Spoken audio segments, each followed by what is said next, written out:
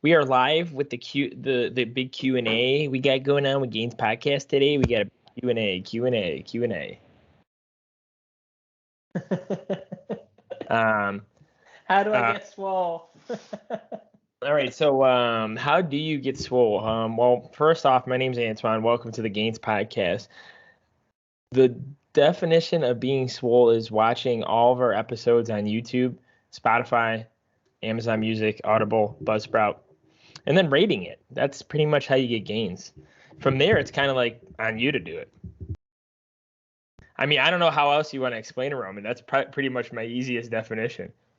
So what you're saying is that if I leave a raving review for the Gainz podcast, then I'll get swole? Yeah, and then follow us on TikTok, follow us on Instagram, and then rate the skills. You know, I've been posting a lot of the reels and TikToks. Roman's got to post a TikTok still. I don't even know if we haven't gone to it yet. Honestly, I just go on it just to post a video, and I just like exit out. Like I think I'll like Bill's TikToks, our buddy Bill, and then I'll just like kind of close out. Shout out to Bill.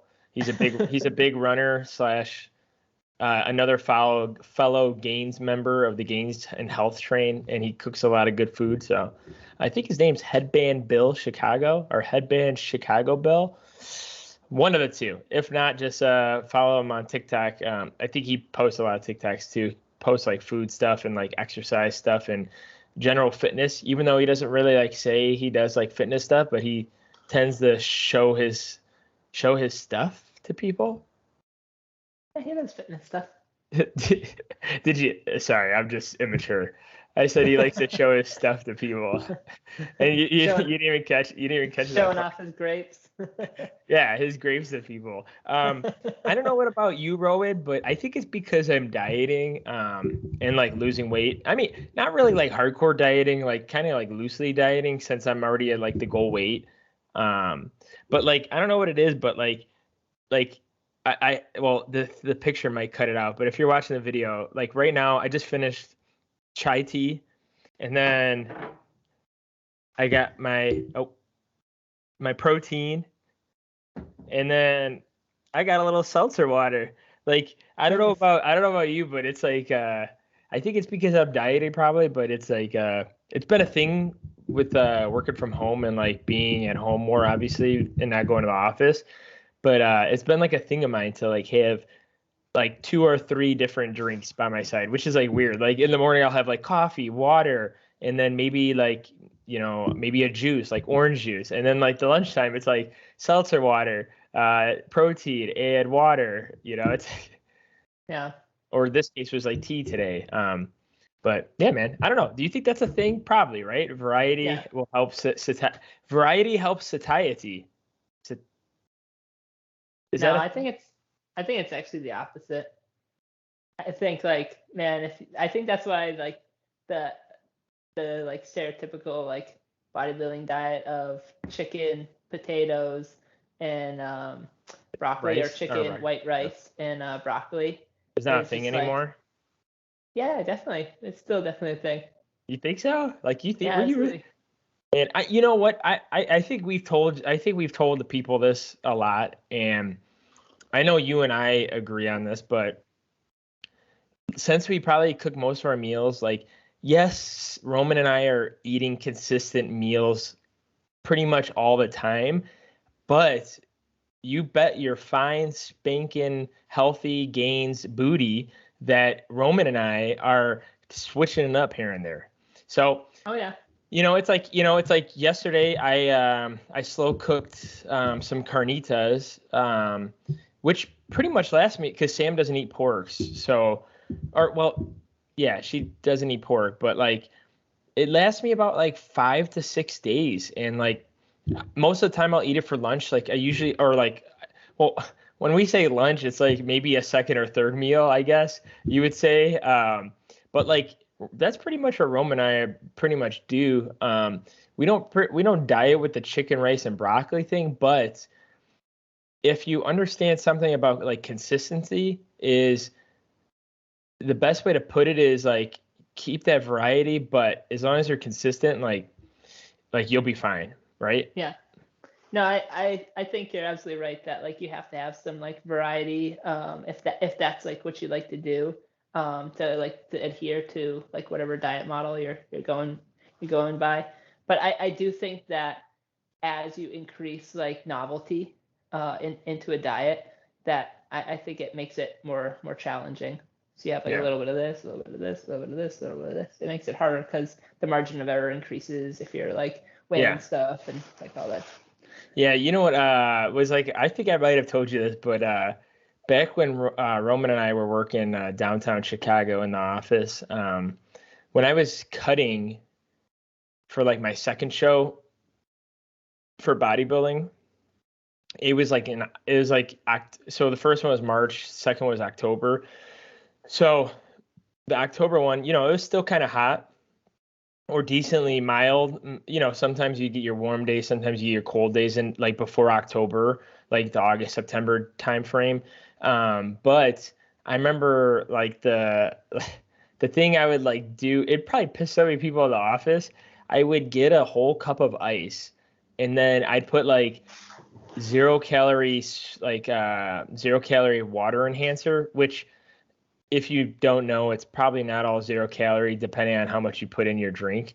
Um, but I would squirt like a couple of drops on the ice, and it'd be like a slushy. But I would just be like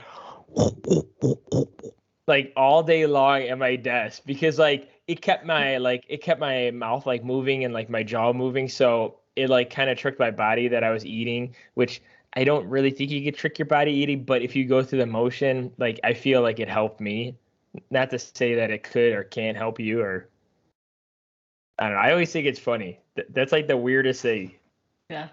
Yeah, I mean like yeah, people probably do like the funniest things when they're like in like the depths of their like contest prep diets, especially like as you get deeper into it, because like the hunger, like I only did like a 12-week diet back in, what was it, the summer of 2020, I think. The summer of And '69, Bruce Springsteen. and I think I lost like 20 pounds, and the hunger was actually, it was okay, but I bet as you get like deep into like contest prep, hunger kind of becomes like overwhelming, and it's Yeah, like one of the few things you can think about. So yeah. whatever can kind of help you like get through it. Um, moving on to the next thing before we start the topic of the episode, Roman. You know what?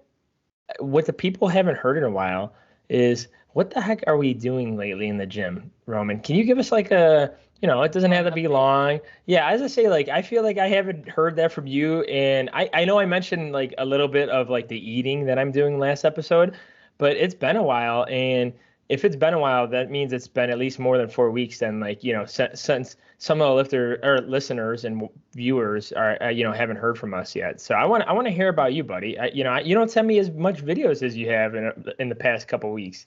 I know it's been hard because the gym's actually been kind of busy, and like I feel weird. Like I'll still videotape sometimes, but like if somebody's in the videotape, like I won't post it. And like every videotape that I've posted, somebody will sneak in at the end, so I'll like Oh yeah. rewatch and I'll Oh delete yeah, it or there was whatever. I was doing the deadlifts on the one Instagram and I put it on TikTok and there's a poor lady behind me and I was doing deadlifts and one of the people comment, don't even know who it is. That lady though, and then put the fire emoji. And I'm like, you guys are sickos, dude. Like, can you Yeah. just chill and like let me pay attention to me lifting? And he goes, yeah. So Yeah. for me it's like impossible because we go at like 5 p.m. So like I I know. wouldn't be able to get a single video in because it's just booming, and Yeah. thankfully like my gym that I go to, like all the people, like we pretty much like know the lay of the land and like talk to most people, not all Yeah. people, Yeah. but like most of the time like people are just like, well, they're people that are just trying to show the world how to be healthier, like it's not bothering me. It's not bothering, them. So why does it matter? Yeah. Yeah, that's true.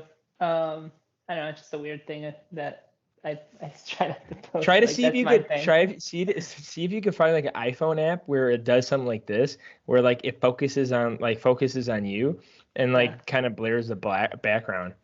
that's true. I don't know, That's a maybe. good point. Yeah, It it's might take a lot possible. of time, but Yeah. I know I've been bad with posting. Sorry, Gainz Nation. So what am I doing right now? My split is like 5 days of resistance exercise training and two like cardio runs per week. So the longest I've gone for run is like 3 miles. So it's usually between 2 and 3 miles, but I'm gonna start to kind of pick up the pace. Um, so 2 of the days are lower body. One of the days is chest and back. One of the days is shoulders and arms, and then the third day is kind of like upper body, like accessory type stuff. So there's like a little bit of chest, but it's like a close grip bench, a little bit of back, but I think it's just close grip pull downs that I'm using like wrist straps for, and then some like bicep work, tricep work, some shoulders, abs maybe. I wanted to do hams 3 times a week, but I couldn't really like figure a way to get it in, so it's mostly only two. I think I also want to do biceps 3 times a week, but it's mostly only two. Sometimes it's three, depending on like timing and stuff like that. Abs is like 3 to 4 times a week. And then mostly all the other body parts are on like twice a week. Um, I think the only thing that's like really moved up for me is bench. I are we hit like talking about incline or flat? a flat barbell bench. Nice. Pause on the chest, but like at the top, I just go right back into the next rep. So I don't pause at the top. Think I hit like a mini block PR of 185 by 9, maybe 10 at RPE 9. So I had like one more solid rep in me. Nice. I've hit it by 12 touch and go before. So that's where like I'm trying to get back up to.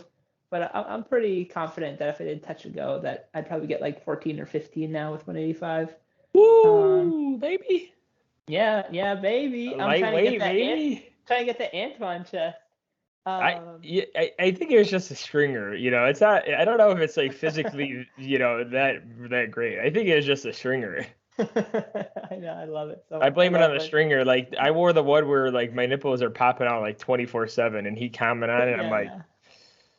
I was like, get it. I got to get away from this guy. No, I'm just kidding. I'm wearing that one today too, and like I The can't, blue like no one. matter what I do, the freaking nips come out on this one. Yeah, yeah. So I bad. yeah. Yeah. But keep going, buddy. You said, dang. So you're saying you could probably hit 185 for like 14 or 15? Like, holy cow, that's a Yeah. lot. I haven't. I still haven't benched in probably.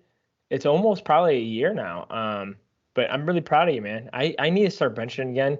I just been doing dumbbells and I did dumbbells 90 pounds or what's that 95 pounds 95 90.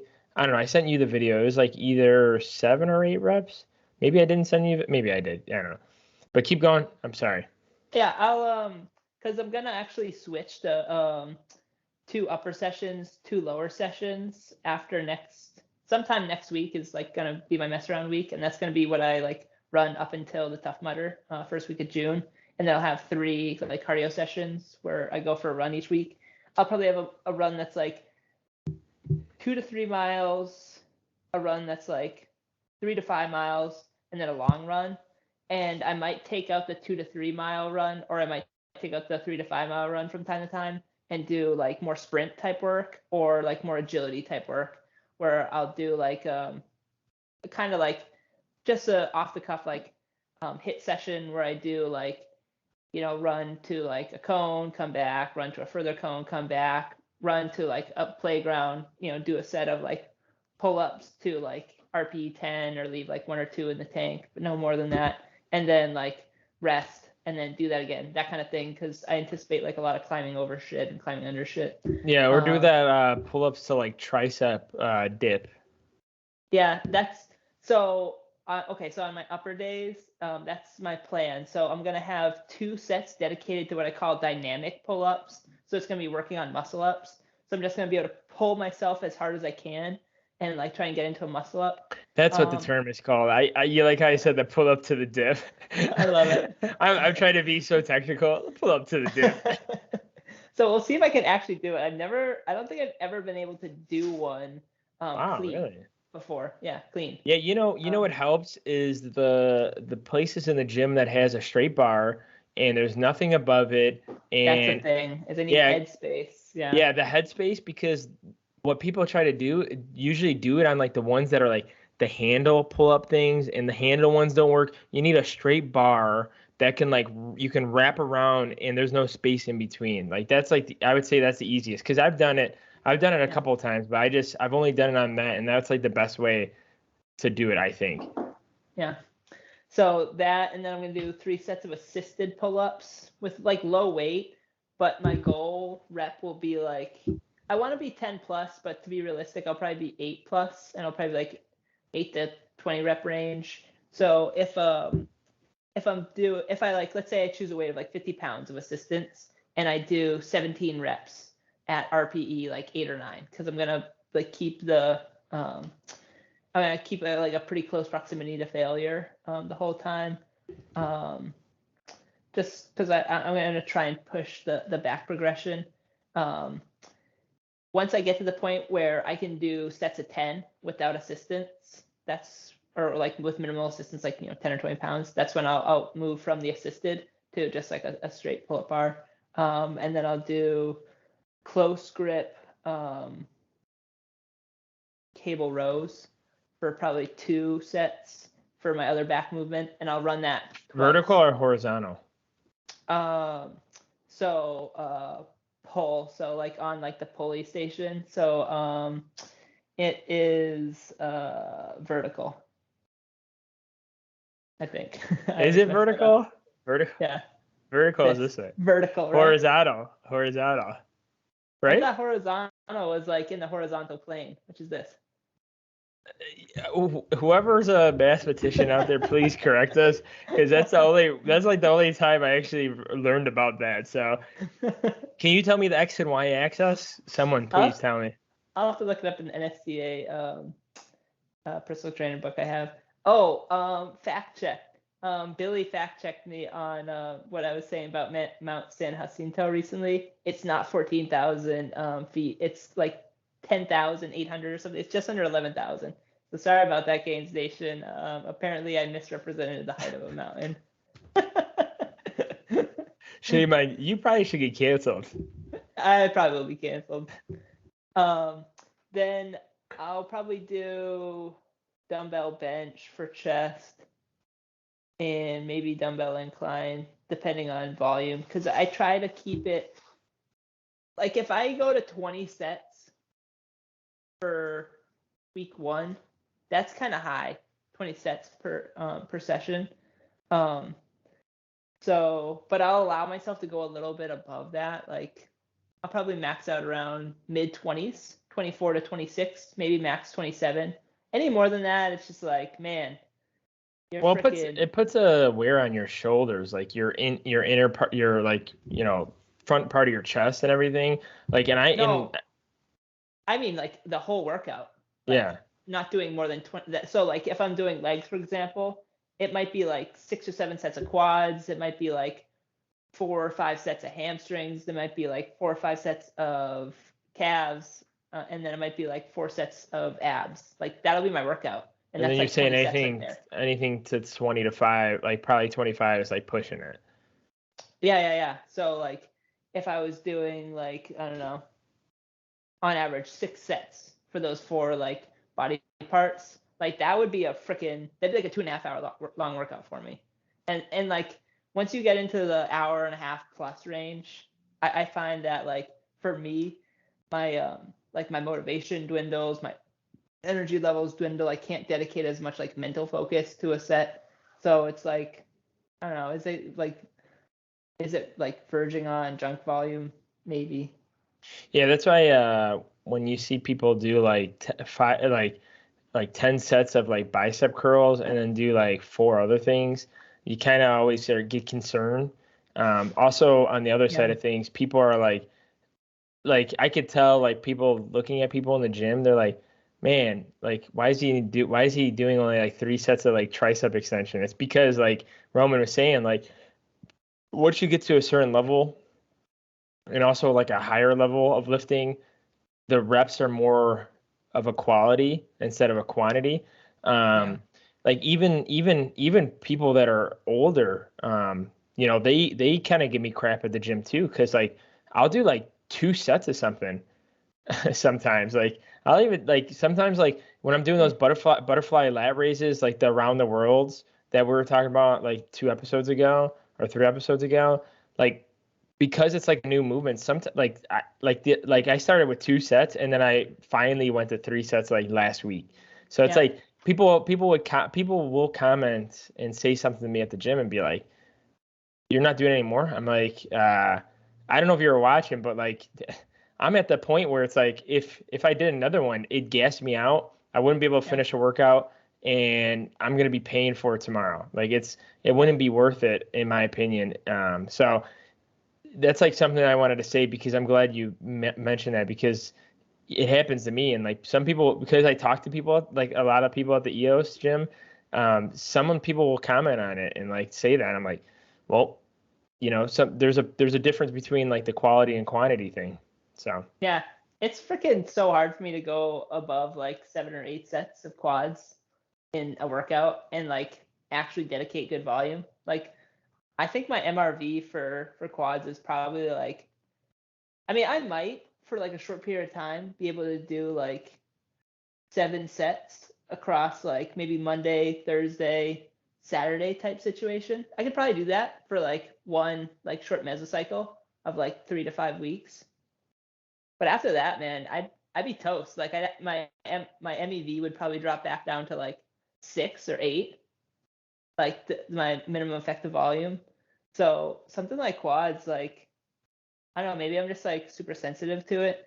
But like I get to the point where it's like I work out with Billy sometimes and he might want to do like 9 sets of quads. Like the last 2 sets are just like crap. well, Like I'm not put yeah, as I say the same, I could say the same thing about myself. Like instead of me calling it, what we'll do, Sam will call it. Like shit, like we were doing like lat pull downs yesterday, and like we were like typically I don't do like hammer strength equipment. I'll do like cables because I think like I can feel it more in my lats, and like I was like lollygagging, and like you could tell from like my body language. And Sam's like she just went because I had my headphones in. She's pretty much calling it. wrap it up. She knew like she knew I was fucking around pretty much. Like there's a point where I'm like lifting and like you'll see me like I love lifting so much where like I'll just like sit there and like lollygag and there's like really no effort and I'm pretty much like pissing off at that point. But see, the thing is, if you don't know me fully like she does, like she like yesterday, she just went like this to me, and pretty much she's calling it. And it props to her because like sometimes like I probably would do a lot of that stuff because I don't mind being in the gym for a long time, and also like it's just like it's hilarious because it's like I'm just surprised she called me out on it. So That's awesome. I love that. Yeah. Yeah, man. Like you do have to think about recovery. Like I love pushing it to like our P10 and like even like I've had a couple of blocks in the past year and a half where I'll be like I'm gonna do partials, I'll throw some partials in there. I think like from time to time that's definitely a tool that you can throw out there. That's actually like something that I do tend to disagree with like RP on. I think like RP's like standpoint is like why not just stop the set, especially if it does like have a small increase but an increase nonetheless in like injury risk. I almost wonder like yeah maybe like writ large, but what about the individual? And like we can't say for the individual, right? And if somebody finds that they get a better stimulus, like a better pump from performing some partials like at the end, like maybe the last set of like cable pull downs, like lat pull down or something like that. Maybe they've experimented and they find that partials gives them a better pump than doing like a complete like an additional set, even if you keep like 5 in the tank or even if you like push it to failure. So yeah, that's I one of the guys, one of the guys we talked to, him and his crew kind of do that. So like on something like lat pull downs, like one of them will like if whenever they're about to like fail, like one of them will like grab it and like pretty much pull it down with them. Negatives, And yeah. and they'll just keep going like 5 more reps, and then they call it. So instead of Yeah. like calling it like normal like we do, like we're struggling. It's like maybe 8 RP, like 8 or 9 at that point, and then you're just like, okay, let's slowly put it back, and then like that's it. They'll just keep going for those negatives. So Yeah, and like there's some like bodybuilders like obviously currently, but this like all stemmed I think in like the late 70s, early 80s is where I don't know why I can't think of his freaking name right now. Blonde hair, crazy quads, Platts. Tom Tom Platts Platz. was huge about negatives. Somebody else who's like not coming to mind right now, but Dorian Yates. Dorian Yates was big about negatives because on the eccentric portion, you're still stronger and you still have something left in the tank where the concentric portion is given out. So that's why like I would say use that technique sparingly, but what Antoine's saying is like for your next set of lat pull downs, for example, on your last week before you deload, test this out if you want to try it. But as you're like pulling down, you're getting close to RP 10. So let's say your standardized form for me when I'm doing like close grip lat pull down, for example, is I have to come down and I have to touch my chest before I allow the weight to control back up. Okay. So when you come down and I can't touch my chest, this is RPE 10 for me. But instead of just like coming back up slowly and getting a stretch, because I think it's really important for that last rep, whether it's RPE 6 or RPE 10, allow the lats to really stretch at the top. Maybe this isn't super comfortable for you to do every rep, but on that last rep in particular, see if you can get working on that, because a weighted stretch is absolutely a proxy indicator of hypertrophy. So if your goal is muscle growth, I know a lot of people struggle with the lats. It'll create an insane mind muscle connection because you'll feel that thing stretching. I can feel it right now as I'm stretching my arm up. So you can only come down to your chin, for example. This would be RPE 10. Let it come back up. Nice stretch. Come back down. You can only get to the top of your head. Nice and controlled. Back up. Get a nice stretch. Come back down again. Let's say you can only get a couple inches. At that point, you're done. You're not getting much out of the lats from there. But that's like a small example if you don't have a partner that can help bring the weight all the way back down and allow you to kind of control the weight back up. So if you have a partner, you can have them pull the weight back down. But if not, then you can just do the partials as best you can. Make sure it's nice and slow and controlled, of course. I'd only do it the last set. Yeah, because you'd probably take a lot out of the tank. Yeah. Yeah, If you did in the beginning of the set, you'd probably destroy your lats. So yeah. That's awesome. But yeah, like I'm glad that you bringing up all this point, Roman, because I kind of tricked you, right? Because think about it, like the episode is going to be called Functionally Fit or like Functional Fitness and how to train for it or how to like obtain it. And technically, you training for the Tough Mudder is functionally fit. Like pretty much like you're checking off all the boxes when it comes to being physically strong and cardio strong. It meaning like you're able to run and you're able to run with strength, meaning like if you're going to be doing those sprints back and forth. Also, if you go to a park and you do dips or muscle ups, like that is functionally strong. Where a lot of people, and I'm learning this myself right now as we speak because I've talked about it before that I'm trying to run a marathon and I had to rest for a whole week because my fat ass body, my feet. It might have been plantar fasciitis, might have been just sore overall soreness that I'm just not used to because my feet were hurting for like a couple days. So I waited a whole week and then I ran for the first time today. So if you realize, we talk about like powerlifting, bodybuilding, Olympic lifting a lot on this podcast, but we tend not to talk about the functional fitness when it comes to like overall fitness. So we wanted to bring up this topic because, I think this is like a good like segue for Roman and I to like get away from like bodybuilding and powerlifting for a little bit. And also we're not like going anywhere obviously, but like it's like pretty cool that like Roman is able to run the 3 miles. Actually, I don't know if I think I sent no, I don't know if I sent you the video, but today I actually ran 3 miles for the first time. So the last Dang, time, buddy. Nice. yeah, the last time I ran was 2 miles, and then my feet were hurting. So I took the whole week off, and then I'm only running once a week right now. Still, I'll probably up it to twice a week, but I just want to slowly get back into it. And then I was gonna do 2.5 today, but I just, I just wanted to do 3. But this is like great. That's like a great like push for me. And we'll see if my feet hurt again. I don't know, but I'm just gonna work on my feet and try to like roll on it a lot more. But pretty much, we're trying to increase like our functional fitness throughout like this year. Roman said the run is the Tough Mudder is in June, so he still has just under 4 months to go, or 3 months, just a little bit over 3 months. And for me, like this year, I've talked about it, but like I'm trying to run a marathon, and also too, like I'm trying to implement things like I usually haven't done in the past. For an example, like farmer carries and like lunges and like stuff like that, where I'm not just stationary doing squats, I'm not stationary doing deadlifts, but I want to be able to like functionally move and also like functionally fit. And yeah, and I PR'd with the 385 farmer carries, which maybe I have a video for. I posted the 365. I know that. But your boy's turning into Farmer Twan over here. And no one's gonna stop me. And also I'm 20 pounds down, and then I think at the end of this month, I think next week's probably next weekend, not this weekend coming up, because this episode will be released on Friday. But the weekend after, I think I'm gonna try to take photos for everyone to see the before and after.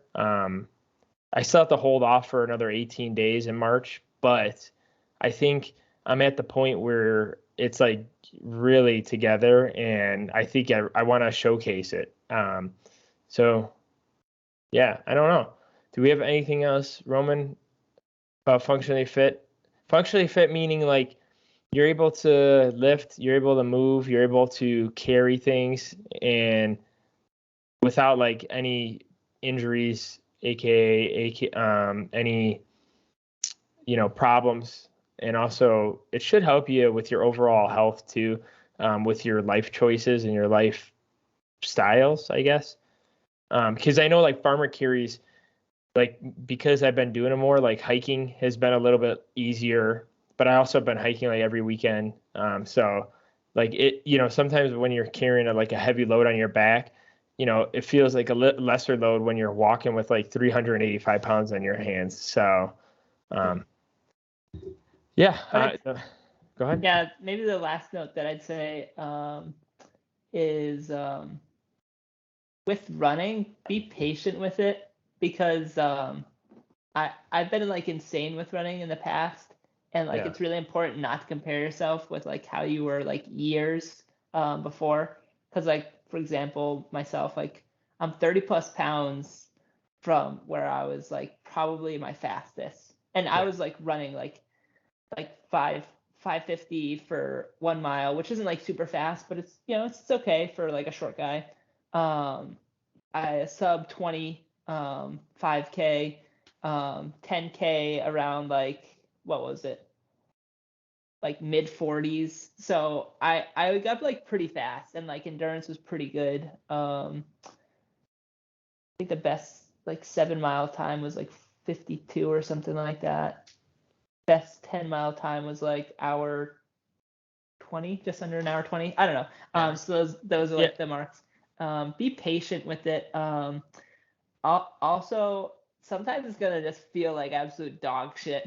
Like I hate running. I mean, that's like, I don't know how people do it. Like I literally just like I literally played music videos because today it was raining, so I had to do it on the treadmill instead of being outside. But like I played like music videos because like I was staring at a wall the whole time, because like I was like, I listened to a podcast and then I switched over to like music videos because I was so bored. Like I don't know how people do it. Yeah. It's like I pretty much turn my brain off and I just kind of just run. It's just like boom, that's the only way I can complete it. I would say try to do 50-50 with music in, and then try to just like, even if it's just a mile, like take the headphones out for like that mile and just listen to your breath, listen to the cadence of your footstep, and then just, I would say, if you find that the cadence of your footstep is loud, try and like make it softer. Yeah, and So also too, what's been helping is because I love to listen to my headphones pretty loudly. Like I never learn, but lately I've been turning my volume to like half or to like the quarter mark.